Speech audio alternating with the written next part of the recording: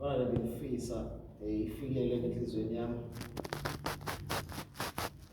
for ukuba ukuthi njengoba kuyiviki lomthandazo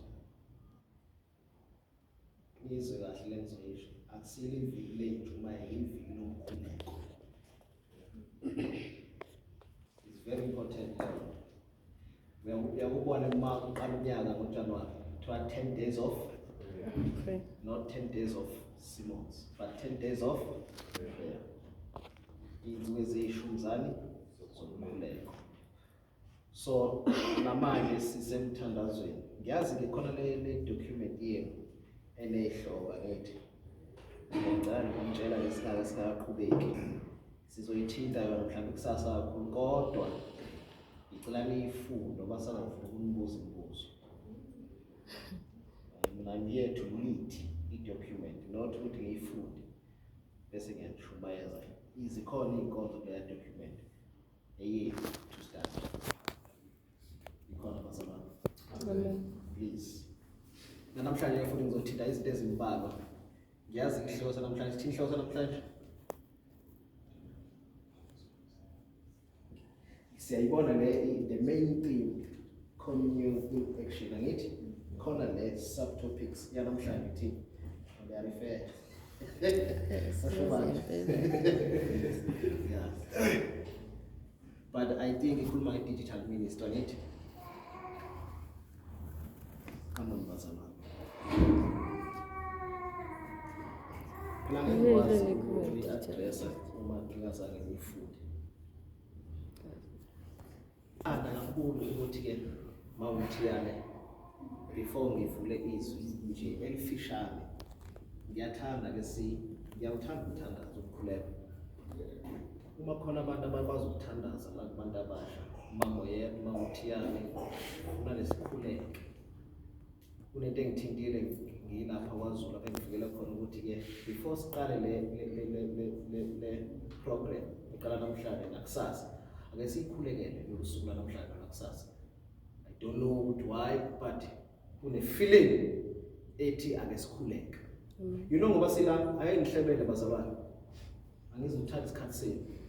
Uthe ngisahlele ekhaya kwaNongoma endlini. Kungena i-message and WhatsApp wami.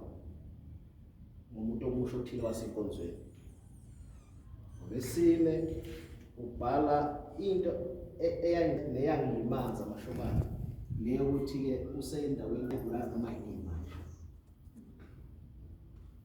Mawuza i-VN yakhe ayibhalile yawenza amaphilisi she is ready to die. Basila abaya bafikanga kahle iviki abaphathanga kahle. But ngizokutshela ukuthi why yini intoni ekuphumelise ukuthi wadlala ngoba nibancanaka. Ngizokutshela ukuthi uphumelise.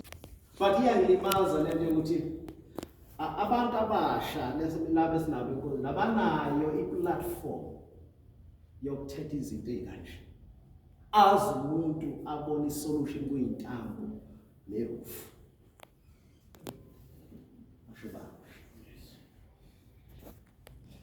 Ibandla lethu ningixolele ibandla lethu our local churches dala awanayo lama platforms awavulayo even if nobantu abasha ufuna ukubuza bayavalelwe khonini kunezi lento yokuthi akanikwe ispace sokukhuluma imenza ukuthi acindezeleke bese bona ukuthi isolution ngalento yami ngoba nasebandleni la ngithembele khona there is no space. Let me kill myself.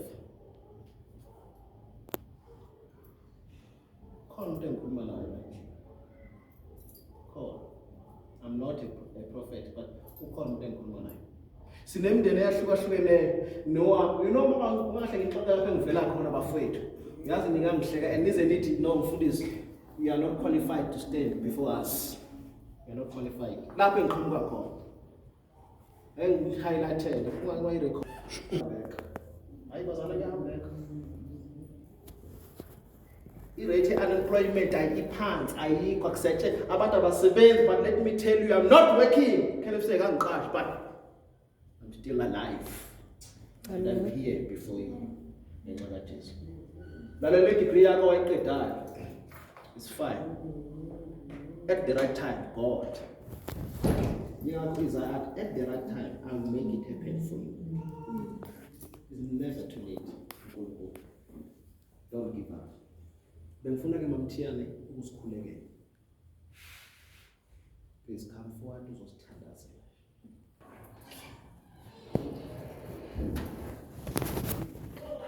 Ningizwe kahle bazalwane ngizosho. Dala bami. Ithi God can do everything. God can do anything, including nothing.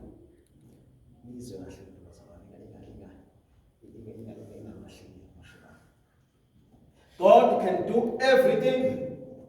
God can do anything, including nothing. Uyabona uma uNkulunkulu umbone ethule, he has done something. Ngoba thina ingxaki yethu bazalwane ukuthi uma simfuna uNkulunkulu sifuna uNkulunkulu onoyimpendulo, asifuna uNkulunkulu okhona onoyimpendulo. Uma siza kuNkulunkulu sifuna umuntu ozosiphendula ezingxakini zethu. Uma uNkulunkulu ethule ingalesi sikhathi esekhuluma ngengxaki yakho. Now, uma ephendula wena uzokuphendula, but kwi-nature yakhe, emvelweni yakhe njengoNkulunkulu, uma esethule, ubona ngathi ukuthula, now he is addressing your problems. God can do anything, everything, including nothing. Ngiyabona kunezinto ebekumele zenzeke before ufike la. But asenze ngapi because uNkulunkulu udile nazo. Bengimele ngafiki lapho eNewcastle, but uNkulunkulu wadila nemoto, wabamba udrive aba safe. Kodwa ngingasakhulumi la. uNkulunkulu uzwethule mashobani in your life. Now, usayiphendula i-content yokuthandazo wakho, because mawuthandaza wena uthandaza ngezingxaki zakho. Now, kwi-nature kaNkulunkulu akazi ukukhuluma nawe, uzokhuluma ngale nto uyithandazela. Unoma uvuke ekuseni emsebenzini uthandaze before uphume. Lento ekwenza ukuthi ufike emsebenzini awubona amandla akho lo mthandazo uthandazile. Waba protected. Now uNkulunkulu uma ubona ngathi ethule empilweni yakho, because God can do everything, anything, including nothing. Uma ubona ethule, i-assurance ukuthi uNkulunkulu uyakhuluma. I-assurance ukuthi uNkulunkulu wenza okuthile. Isiqiniseko sokuthi uNkulunkulu uyenza umethule. How many times uthandazela izinto oyithandazelayo? uNkulunkulu esengezi ngempendulo kuwe ngalezo zinto oyithandazelayo, u-addressa ezinye izinto eziyingxaki kakhulu naleyo oyithandazelayo. Uyabona bazalwane uma sithandaza, that is why lithi iBhayibheli wazi ngisho iy'celo zethu singakayiceli kuyena. Why isithandazo mashobana? It's because umthandazo is all about your relationship with God. Okay. Umthandazo akusiyo into yokulungisa iy'ngxaki zakho, umthandazo wokulungisa wena usey'ngxakini zakho. Umthandazo ukwenza ukuthi ukwazi ukuphila usarandwe eziy'ngxaki, go work, but you are able to live only if you are living a life of prayer. I'm going, I'm going. I'll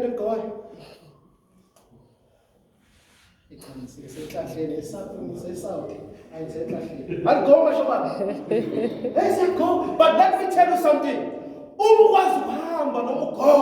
It's because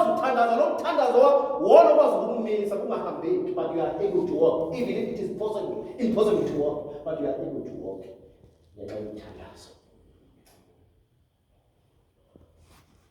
Let's go and go in order. Go. But in the second niggas was. Yeah. That is why I'm here. Mthe ube bengayi ngami ngaba ngikho. But kuya ngeministry engisengiyona. You know. Balela ngamasabatha ngengivule iBhayibheli. Uma ithi iBhayibheli in the beginning God.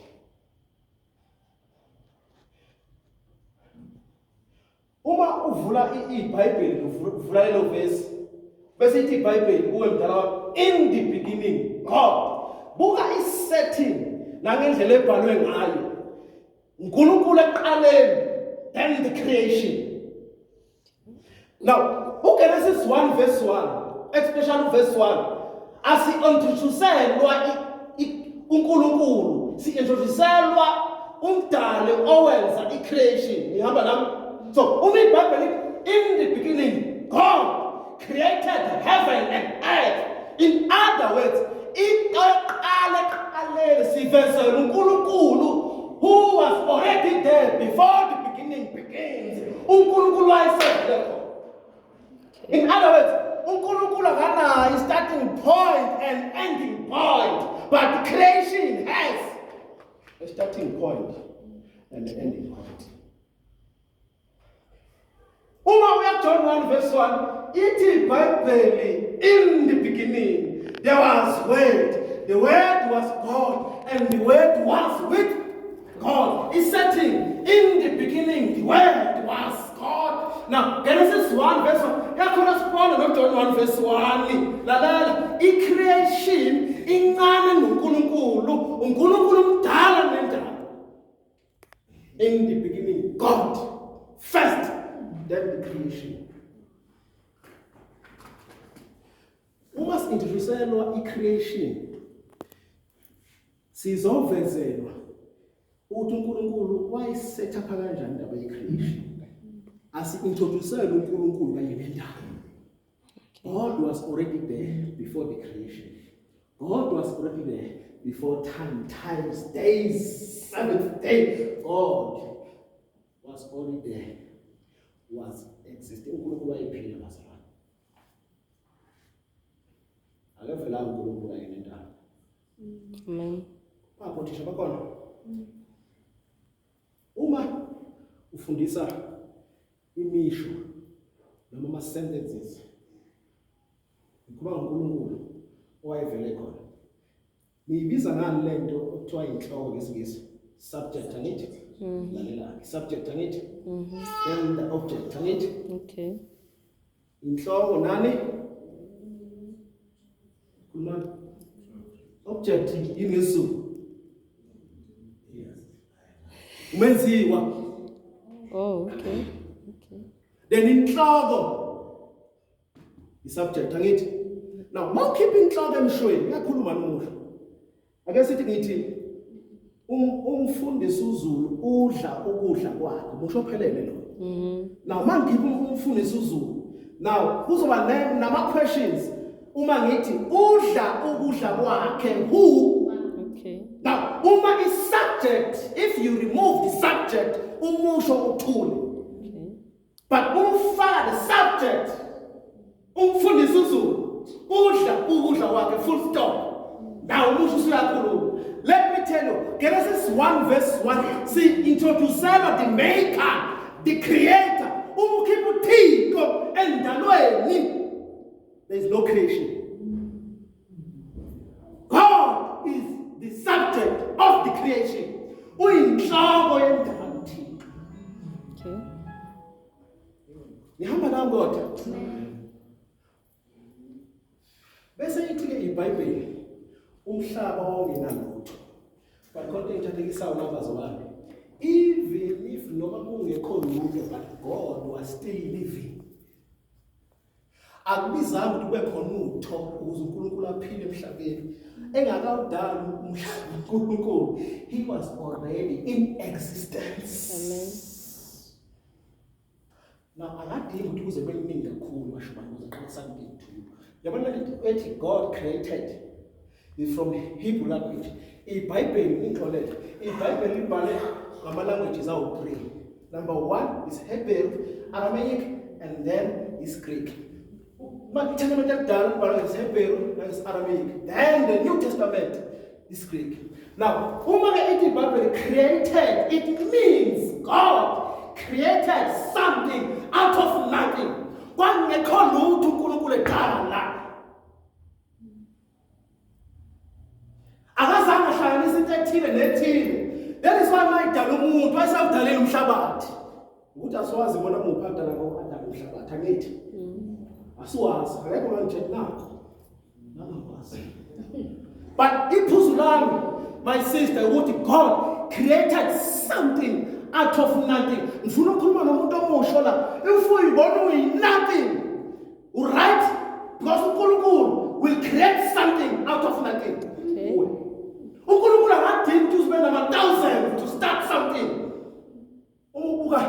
check kwakhe efonini 000 angithi God will start something.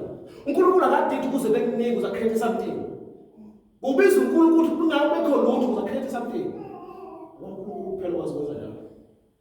From nothingness, your condition, you are nothing. Even ibandla, even your abilities or your ability, even nezipho zikamoya bekhuluma izolo ngazi, iphiwo zikamoya engcwele, noma ibandla lingalibukela phansi, uthi uyazama, you are nothing, but God, you have a God who has a talent of creating something out of nothing.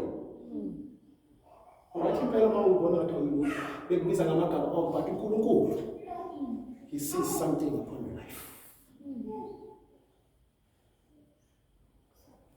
Kwangekho lutho, but God was not ashamed to associate Himself. Now kwangekho to God. Let me tell you, an-Israelite was not. Uyibona empty, ungena shape, umhlaba ungena shape was formless, void, ungekho lutho, but God, His presence was already there. Ngiyangibona mina. Ubaba mazangikhulisa mashaba. Ngathi sengithola ngo-2021 4 October wangiphika. Waze wangishaya. Ngisibasakele la mhlawumbe ngeke sibone ke nini. Siyobona yilo ngapha ngekuziswa la ngazi. Leminyaka iyahamba ngithi.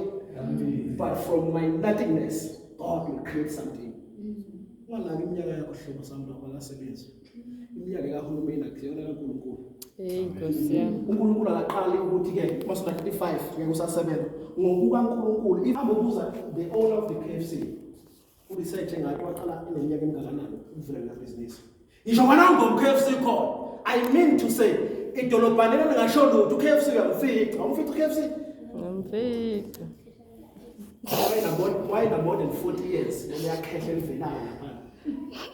Eqala le business. It's not too late. It's not.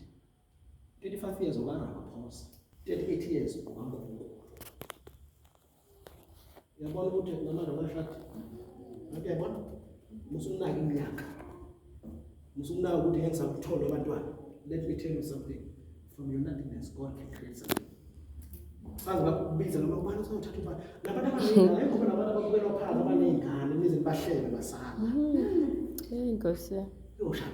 Let me tell you something. God, from nothingness, can create something to you. uNkulunkulu uyakhona. Namhlanje ngimfundisa kodwa baba zangikhulisa. Ngakhula kabuhlungu. Kodwa namhlanje I'm standing in front of you as a pastor, also as a teacher.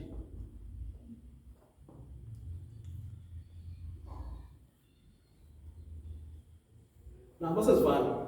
Uthi uNkulunkulu funda verse 3 ndalabani mase khuluma ngokukhanya. Konke ngifuna ukuyiveza la. Azakudala ukhanya. And God said, let there be light. Let there be Light. Azanga create what? Let there be light against darkness. Azanga hlala kwi darkness. Alibalo xosha ubumnyama. He said, let there be light. That man feel ukhanya kulwa nobumnyama. Inkinga yakho busy nobumnyama bakho. Just talk to Jesus. Ukhanya. Let the light upon your life. Call Jesus Christ. You are busy talking with your nonsense and whatever now. Bizukhanya. uNkulunkulu azange akhuluma ngomnyama ayinamandla ukukhuluma ngomnyama. Okay. But let there be light. Why go darkness? Is because the light ayingekho. Why ekadile but uNkulunkulu before alethe ukukhanya wayehlele kumnyama. Yingakho lithi iBhayibheli umoya kaNkulunkulu ohamba phezulu kodwa ngithi enganawudala umhlaba preparing ukuthi awushape uNkulunkulu umhlaba. Okay. uNkulunkulu akasibalekeli ukhona umuntu la. uNkulunkulu akabalekeli noma ubuphi ubumnyama. Noma bunasono sini uNkulunkulu is not ashamed to associate himself eduze. Nkosi yami. Noma ukuliphi ikhona mhlobo wami, iliphi ikhona lesono, uNkulunkulu akayikho ashamed. Akanamahlobo okuyisondeza kuwe.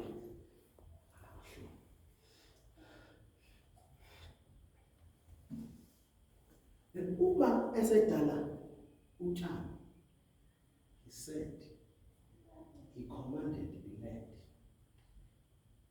Wakhuluma nomhlaba ubuveze unjani. Funa verse 11 mntana wami.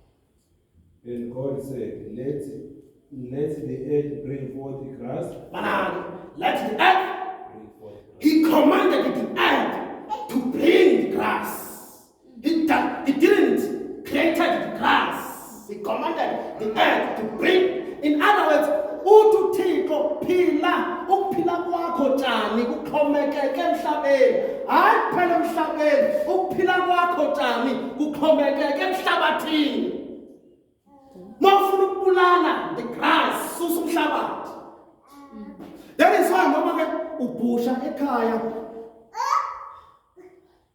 noma ugunda ngomshini noma uqeda mdala wami uma lini izulu few weeks to come yaphinda uthabi yavela because ukuphila kotani kulele emhlabathini kodwa ngifuna ukukhuluma ngalento noma ngabe uqeda utshani ungakususa but mawukhiphe ephileni kwakho umhlabathi. You will never remove it until you deal with the soil. S-O-I-L umhlabathi. Ubulala the source of the grass. Let there be light. Then uNkulunkulu he commanded again the earth. Uveze ini. Now, my second he commanded the waters. Ukuba amanzi aveze inhlobo zofish. Wayithi uNkulunkulu fish ukuphila kwakho kulele emanzini. Uma ukhipha ufish emanzini, fish unjani? Yes. Mawufuna ukubulala ufish for good. Ucima amanzi umhlaba wonke. Ubulala uyodoba bese uyafa. Kodwa basekhona bayofish emanzini. The source. Fish amanzi. Ngifuna ukuba nomuntu wasesivala. Omusha. Utshani ukuphila kwakho kumele umhlabathi. Awukosi. Ofish zonke izilwane ngaphansi kolwandle ukuphila kwakho kumele kuphi? Amanzi. And God created the man. He commanded himself. Let us make man in our image. Let me tell you, ngifuna ukuyimemeza uyishumele ukuphila kwakho kuxhomekeke kuNkulunkulu because God ubesedala wena. He commanded himself. Ingakho uma esekula esimnike izithamo ezihlaza ngoba ukuphila kwakhe akukho ezithambeni ezihlaza. Ingakho abantu abangalalazi ivangeli siyamkhipha leya sofa aphila ngayo because ukuphila kwakhe akulele ezintandleni ezihlaza. Even noma sabantu aseyifaka yabazalwane, your life depends on God. To God.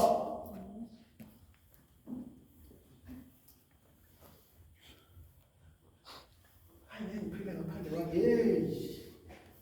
Engiphila ngaphandle kwakho. Ukuphila kwakho kudependela kulo muntu. Noma sehambile ugoya impela ugoza umimpi ulahle nezifundo fail. Hayi bantu abasha. Ukuphila kwakho kuxhomekeke abantu abaphila noJesu noma ngabe sebelahlile. That man offer impilo isenawe izobuya ibuyizo kuwena ngoba uyaqhubeka uyakhazimula. Ngenxa ukuthi your presence, the God's presence isimpilweni yakho. Okay. Hayi noma abangalahla abafundi. God This is so. Ukhulumile yelithi. Saqamba manje lapha. Abantu abafuna reality basho bani? The reality. Uzuqamba manje. I'm here today and I'm fresh. Yeah. Full stop.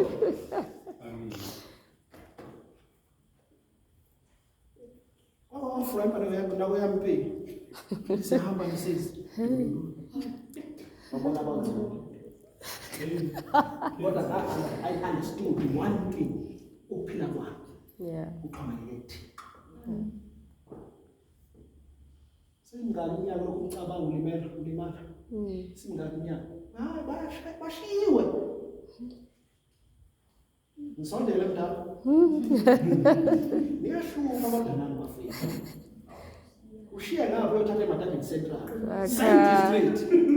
Hey, Zaka. Nango sise ekhaya kini. Ushiya ubhuti abantu ngapha uyothatha ngale eDix. But let me tell you something, I'm not there, I'm here. Yeah. Ungago kakhulu mntama. Ukuphila kwakho angamathemba uJesu. Amen. That is your priority. Bayahlala abantu basemhlabeni. Hayi ngaphela emhlabeni, even inside the church. Yeah. A powerful preacher, a powerful pastor, a powerful woman. Engomeni.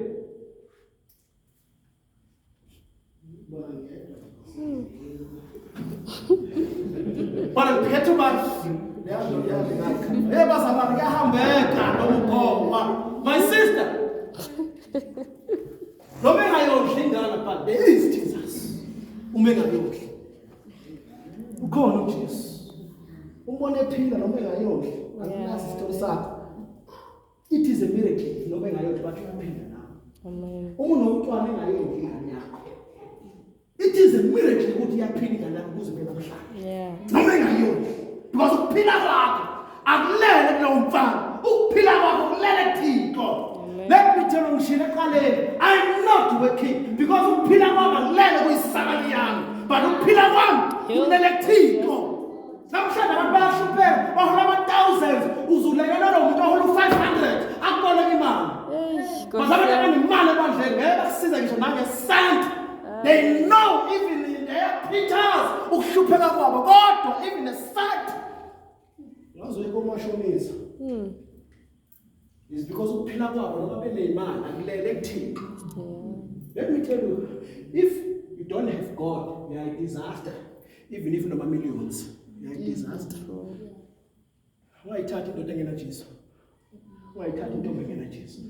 Thatha into eyi-disaster. Lasa sesithandaze kahle. Usathana uzivaliswa ngapha ufulalele ngapha.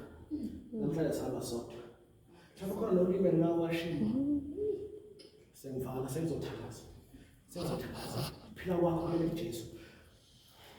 Washo bana ngikwazi. Washo ubani? Washo ubani? Walahla ubani? Waqheba ubani? Wahleka ubani?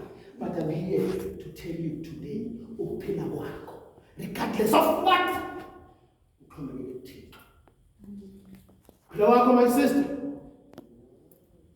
Ndiyazi into ecingayo ngoku, into ecabangayo, but ukuphila kwakho nento ecabangayo ulele kuThixo. Sezwa? Amen. Akulele nama-boyfriend yini. Akulele kubafundisi. Nathi Nkosi yami no, sinamathela kulo Jesu. Amen. Sibona sikwazi ukuhamba. Sizoshumayeza. Nathi shumayezeke. uNkulunkulu anibusise. Ucabanga ngosunyana. Ucabanga ngoJesu. Ophethe ukuphila kwakho. Nala uzogcinela khona. Isipho uzogcinela kuyaphi uzogcinela Jesu. Wonke umuntu uzoyimela phambi kwesihlalo sobukhosi. Sayivuna incwadi. Ngoba sekuphi yena? Umcabanga the rest of your life. Yena acabanga even 1% akacabanga ngakufunda. But so incarnate noma walimala, there is Jesus who has a second chance. Yabona mfana wethu, I'm sorry, ngomfundisi mina. Even lo walimaza lo Jesu yamdini. Yeah. Ngoba sishumayela iqiniso. Oh yeah. Naye lo one day umfuna naye, umfuna nobabili lenyuka leyohlangabeza uJesu kanye naye. Oh yeah. Ngeke kube namagrupu amabili esukwini. Ngeke kube nabantu abalimaza abanye ama-players halo beletafula. Phela kube lezinto. uJesu ufuna siye sonke si-united as ring before abonakalise. Si-united nganeno. Akuzukulunga ezulwini indaba zethu ezikuhlupha. Siyilungisa la. Lalela ukuphila kwakho kulele Jesu uxolele. Yeah. God commanded him. Phila kwakho kulele Jesu. uNkulunkulu angusise. Angusise ngapha. Ngifuna ukuthandazela umuntu. Kodwa mfundisi. Wadonsa ngoba. Ngowile umsebenzi awuthuli.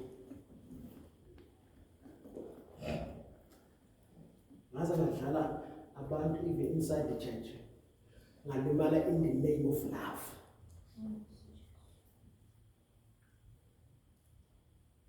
Ngalimala in the name of love. Ngilimele mfundisi. Ngifuna abantu abathi Nkosi ukanti ukuphila kwabo. Noma sengiyi-writer off futhi kuyophinde kulunge kodwa kuyi-courtship next time king. Sazoshada u-1 nansi le ngane let me tell you. Out of nothing God can create something.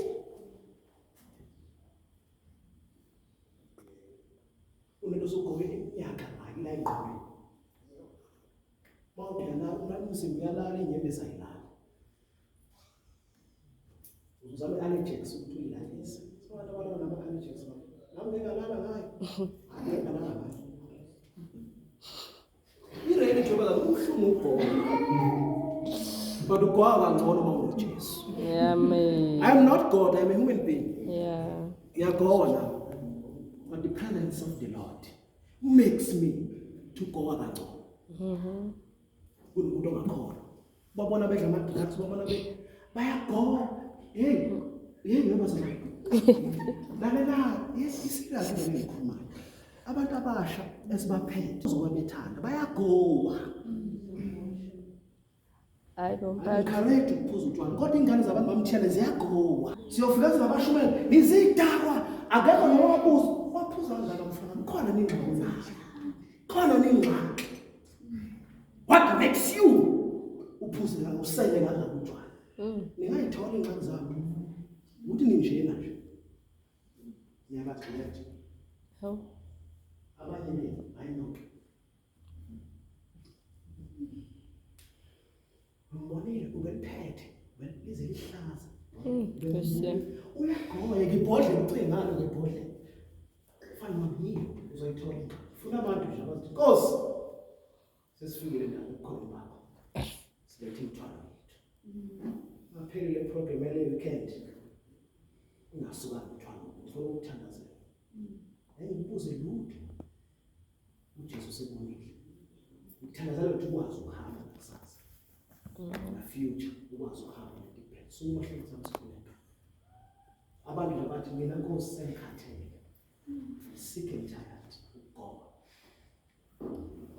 Ayofika ama prayers usale ugoma. After ama prayers 10 days of prayers efika usale futhi ugoma. Phakathi amahlelo samsikhuleka. Inje